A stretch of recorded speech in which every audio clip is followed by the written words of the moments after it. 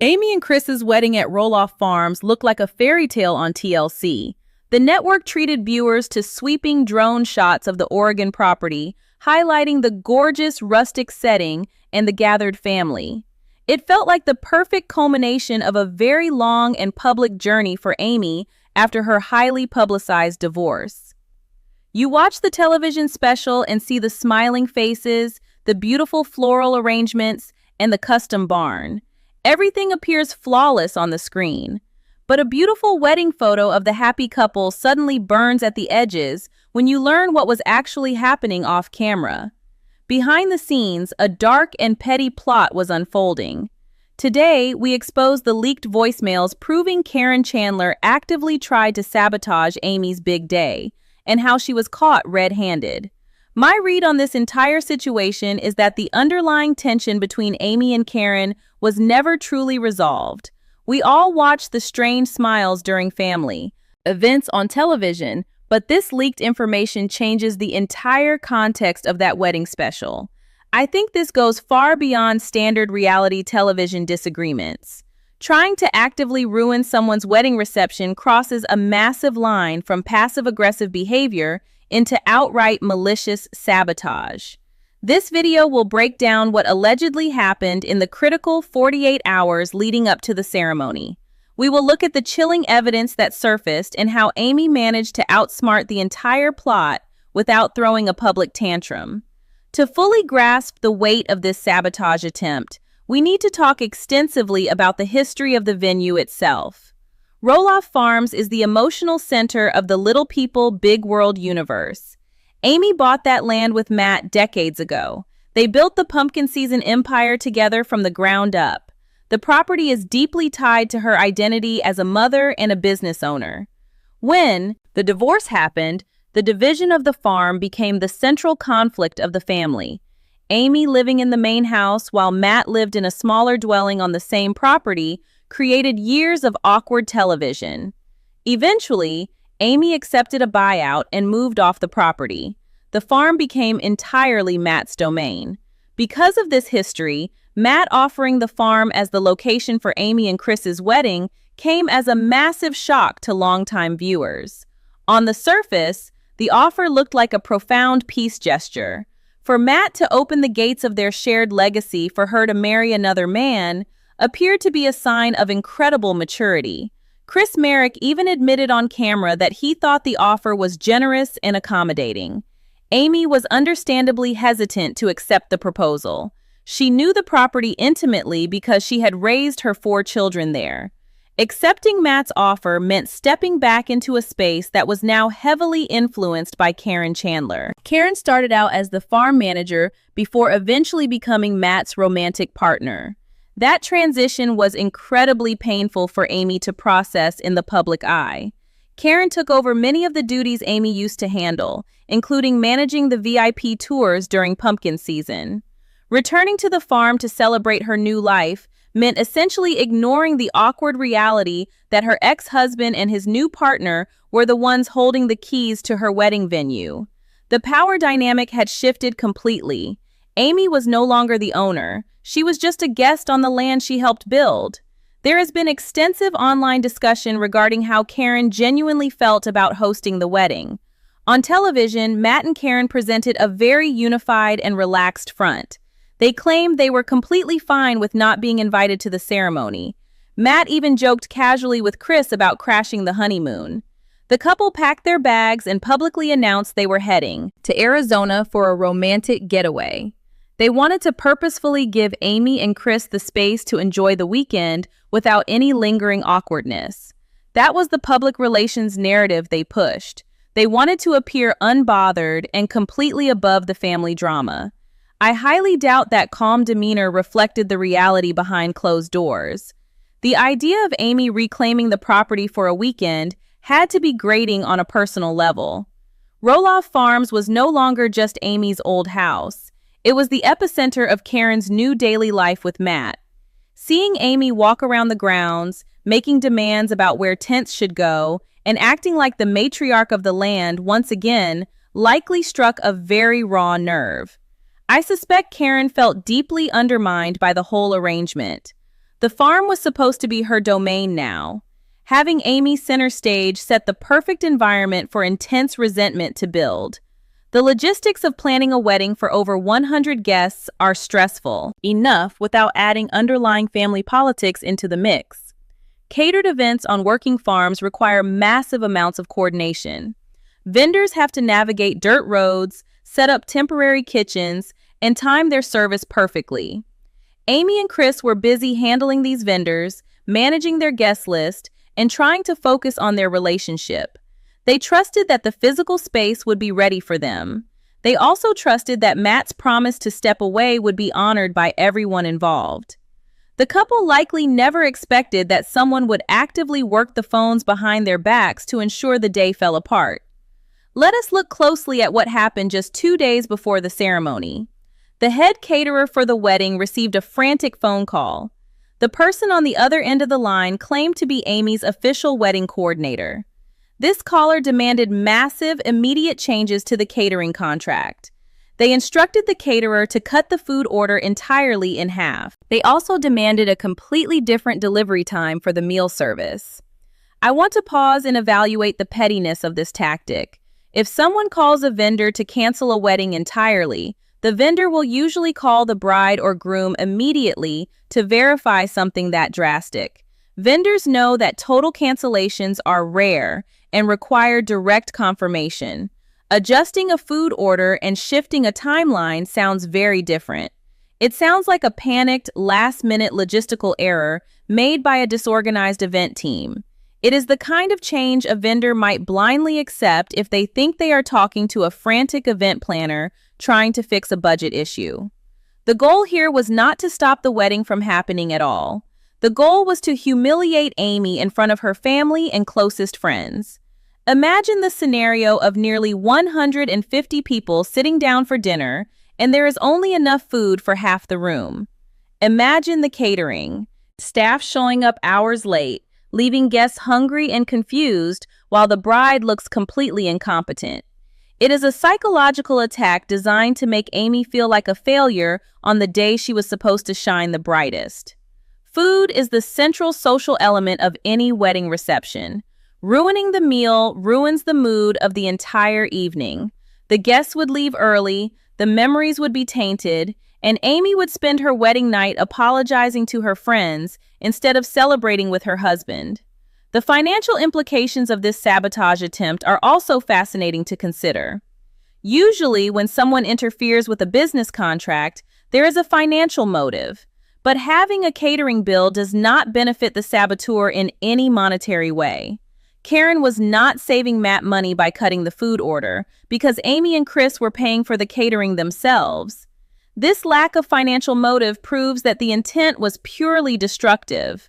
The goal was to inflict emotional damage and public embarrassment. It takes a very particular type of resentment to risk legal trouble or public exposure just to see someone else fail at hosting a dinner party. The caller almost got away with this malicious plan. The head caterer felt something was slightly off about the interaction. Professional wedding planners usually have a very standard way of communicating with vendors. They use industry terminology and follow established email protocols. The frantic, demanding nature of the call, combined with such a massive reduction in services so close to the event date, raised a major red flag for the catering team. The caterer did not immediately alter the invoice or cancel the food orders. Instead, they waited to see if they would get written confirmation. When the supposed coordinator called back a second time to confirm the sabotage, the caterer let the incoming call go straight to voicemail. That simple decision to ignore the second call changed the entire course of the wedding weekend. The vendor eventually reached out to the actual couple to clarify the bizarre verbal instructions they had received. This communication led to an urgent meeting where Marek sat down with the catering team. Chris has always been a protective partner. He wanted to understand why a vendor was asking if they should have the food supply. The caterer explained the strange phone calls and played the saved voicemail on speakerphone for Amy and Chris to hear. The voice on the recording was clearly trying to disguise its natural tone. The caller was pitching their voice differently and speaking with a rushed, unnatural cadence. Chris and Amy have spent years listening to this person talk in various settings. They have sat through awkward family gatherings, tense negotiations over the farm property, and endless television production meetings. Chris recognized the voice immediately. It was unmistakably Caryn Chandler. I think the emotional impact of that realization cannot be overstated. Amy had already dealt with the long-term trauma of her divorce and the painful reality of Caryn stepping into her former life. To sit in a room, days before her wedding, and hear her ex-husband's girlfriend actively trying to ruin her reception had to be sickening. It moves the conflict away from standard reality television bickering into something deeply malicious and vindictive.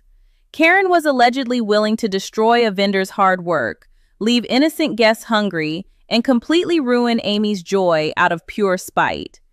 The mechanics of making that phone call show a level of premeditation that is genuinely disturbing. Finding out the name of the catering company requires some effort. Tracking down their contact information, formulating a fake identity as a coordinator, and knowing what changes would cause the most chaos without triggering an immediate cancellation alert shows serious thought. This was a calculated strike against Amy's happiness. The saboteur had to look up the business, practice what they were going to say, and execute the call with enough confidence to trick a professional business owner. I have to wonder what Matt Roloff knew about this plot. I don't have the definitive answer to that question. There is a strong possibility Matt was completely in the dark, believing his girlfriend was packing her bags for their Arizona trip while she was secretly calling Portland catering companies. Matt loves control and being the center of attention, but he usually prefers grand, visible gestures rather than anonymous phone calls. My guess is that Caryn acted completely alone. I believe she was driven by a deep-seated frustration about the farm and Amy's lingering presence on the property. We also need to consider Matt Roloff's well-documented obsession with controlling the farm environment. For over 20 seasons, viewers have watched Matt micromanage every single project, from pumpkin patches to pirate ships. He demands total authority over the land.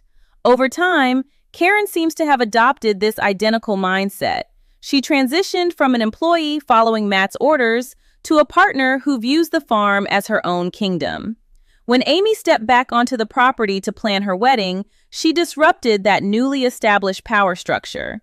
Caryn might have felt that interfering with the wedding logistics was a way of reclaiming control over the farm's schedule.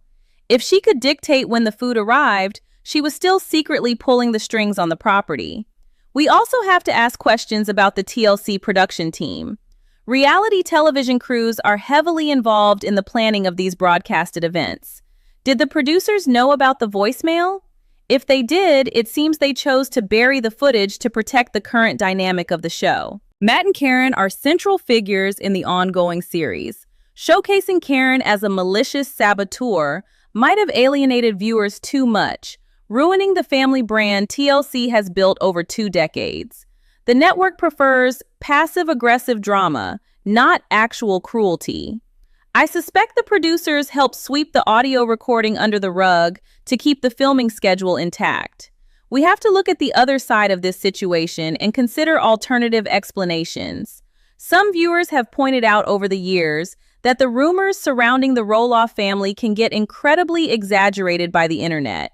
There are people who will always take the most charitable interpretation of Caryn's actions. The natural defense here would be that the whole situation was a massive misunderstanding.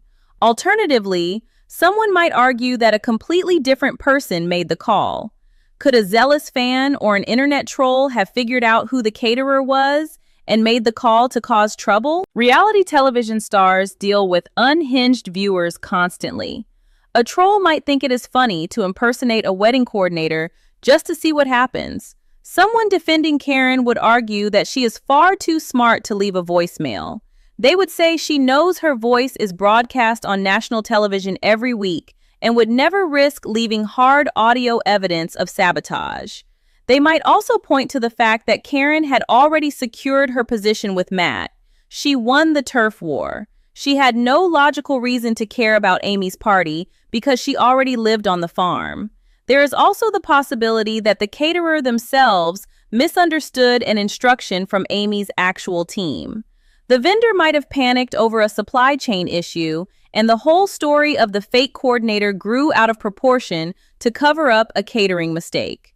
We know how easily a miscommunication can spiral into a massive conspiracy theory when family tensions are already running high. I disagree with how most people frame the troll theory. Trolls usually want immediate credit for their chaos. They want to leak their own pranks to social media to gain followers or attention. A caller targeting the food delivery time with insider knowledge of the guest count feels very much like an inside job. Marek is known for being a very level-headed and rational guy. He is a professional real estate agent who deals with contracts, stress, and negotiations daily. He is not prone to hysterics or making wild accusations without proof. If Chris listened to that audio and definitively identified Caryn's voice, I am inclined to trust his judgment on the matter. He has absolutely nothing to gain by inventing a fake villain 48 hours before his wedding. He just wanted a smooth, happy day for his future wife. Marek's role in this entire saga highlights why he is such a stabilizing force for Amy. He did not rush to tell Amy's children about the voicemail right away. Zach, Jeremy, Jacob, and Molly all have their own complicated relationships with Matt and Caryn. Zach and Matt have had highly publicized fallouts over the farm's inheritance. If Chris had played that voicemail for the Roloff children, it could have started a full-blown family war right before the wedding. Zach might have refused to attend or confronted Matt directly. By keeping the circle of information small and dealing with the caterer directly, Chris protected the family dynamic. He absorbed the stress so Amy could enjoy her weekend, and he prevented the kids from having to choose sides on a day meant for celebration. The idea that Caryn was too smart to leave a voicemail ignores how anger makes people sloppy. If she was operating out of pure frustration, watching Amy parade around the farm all week, logic likely took a backseat to emotion. People caught in the heat of petty jealousy do not always think about the digital footprint they are leaving behind. They just want to cause immediate damage. The desire to ruin the catering timeline probably blinded the caller to the risk of the vendor hitting the record button. Comparing this situation to other reality television families highlights how extreme this behavior is. Look at the dynamic between Christine Brown and Robin Brown on Sister Wives. That is another TLC show where a new partner essentially took over the family property and the patriarch's attention. The ex-wife had to navigate the toxic fallout while trying to maintain her own boundaries. However, even in the most bitter moments of the Sister Wives fallout, we never heard allegations of one wife calling caterers to ruin another wife's private family event. The Roloff situation elevates reality TV feuding into actual real-world interference.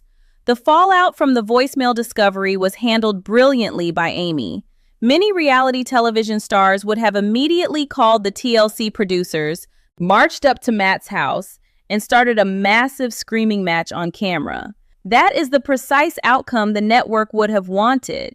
It would have been a massive ratings boost and guaranteed a dramatic season finale. Amy did not give Caryn the satisfaction of a public reaction. She completely outsmarted the sabotage by taking quiet, definitive action to protect her event. Amy hired private security for the wedding day. She provided the security team with strict instructions regarding who was allowed on the premises. She essentially built a protective fortress around her reception. The security guards were there to ensure Caryn was barred from stepping foot anywhere near the event tents, the custom barn, or the guests.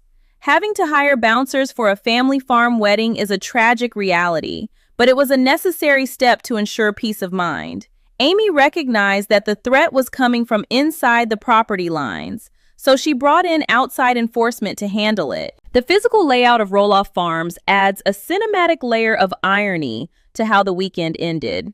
The property is vast, but the sight lines are very open. The main wedding events took place near the newly constructed barn, which is highly visible from other areas of the farm. When Amy's private security team locked down the perimeter, Caryn was effectively trapped in her own space. She could not walk the grounds or check on the property without encountering hired guards holding a guest list that explicitly excluded her. Sitting in a house on the property, she was close enough to hear the toasts and the laughter, but completely blocked from participating or interfering. Watching the successful execution of an event you actively tried to destroy, while confined to your house by security, is the ultimate consequence of petty behavior. The result of this security measure was an absolute karma vibe. While Matt and Caryn had claimed they were leaving for their Arizona vacation home, the reality of the weekend played out very differently. Caryn was forced to sit in her house on the property and watch the festivities from a distance. She had to listen to the distant music, see the beautiful lights shining across the fields, and watch the caterers seamlessly serve the guests the precise amount of food they had ordered. Her plot failed completely. Amy enjoyed a beautiful, fully catered wedding surrounded by people who genuinely loved and supported her. My final thought on this situation is that true character is revealed when people think no one is listening. The smiling, supportive partner we saw during the television interviews does not align with the voice on that voicemail. Amy's choice to handle the situation with private security rather than a public screaming match shows immense personal growth. She protected her peace, secured her event, and left the saboteur to watch from the sidelines in defeat. I have to ask, is Caryn the most toxic person in reality TV history for trying to ruin a wedding?